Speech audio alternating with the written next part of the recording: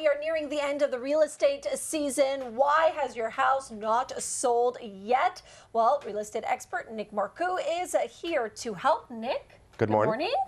So when we say the end of the real estate season, when does this season run typically? Well, basically, in Quebec especially, we have July 1st as a national moving day. Right. Plus, after that, the holidays kind of come in, so things kind of get disconnected a little bit until September comes around. So the majority of the transactions usually happen around the July area. Safe to say that it's a very quiet time now in terms of that. Okay, so if your house has been sitting on the market for some time, what could be the reason for that?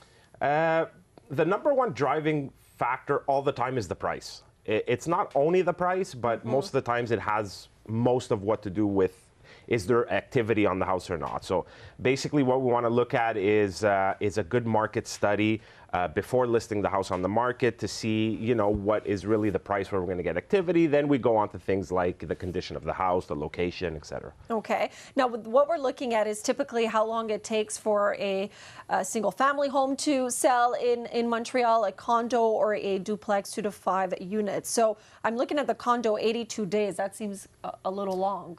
Well, again, it's an average of all the island of Montreal, so it takes into consideration a lot of areas. But depending on where you are, it could be a little faster. But the idea is not really to sell fast. The idea is to sell at a good price with good conditions.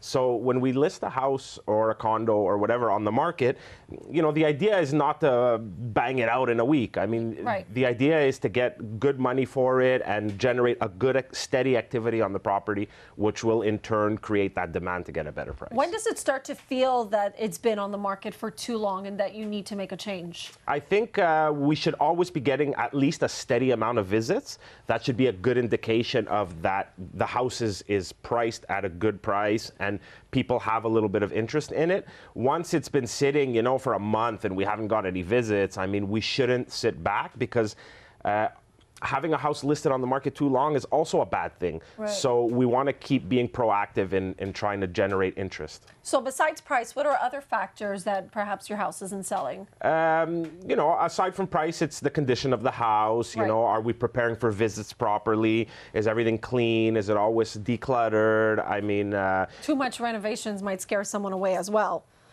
Sometimes too much renovations could scare people away in the sense where, what kind of work did they do, maybe they're trying to cover something up could be that, yeah. Okay. So aside from maybe a price drop at a certain point, what else should you do when it's time, let's say now? What should people do if their house is still on the market?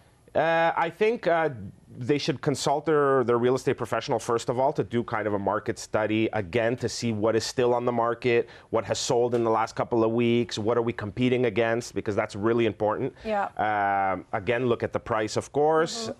Look if there's any work that needs to be done. If there is, maybe it's a good idea to, take the house off the market, complete the work, take some new pictures, relist it again. But I think just sitting and waiting is not the way. We just got to be on top of what's going on. And don't get discouraged. No, don't get discouraged. Everything sells. Everything sells. There you go. Nick Marcoux, in the words of real estate expert. Thank you so much, Nick. Thank you.